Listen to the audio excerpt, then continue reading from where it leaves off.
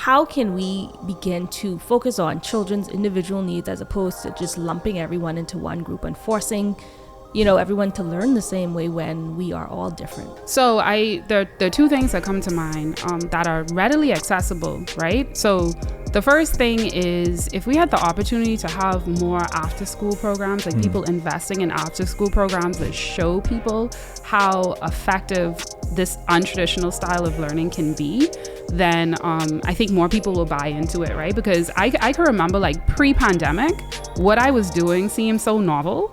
Like, people were like, well, why do you need to personalize or individualize or have, like, computer-based learning and all these different things? And then the pandemic happened and everybody realized, like, oh, this makes sense, and are more willing to lean into it. And I think that if we invest in spaces where we have after-school programs so that parents can actually become believers of the fact that this can work, that's one way. Another way is, my country, our people, we are so against vocational education, and there's so much that's lost from us being against vocational education.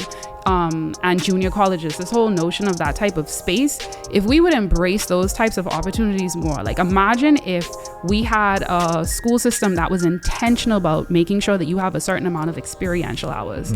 And those experiential hours could be like vocational learning, carpentry, go into BTVI, but those experiential learning experiences could also be you being an apprentice or an intern at a particular place, and you have to have a certain amount of those hours to graduate. Then you would start to see, like, people having the opportunity to, like, they will learn more about themselves and having those, like, real life experiences, right?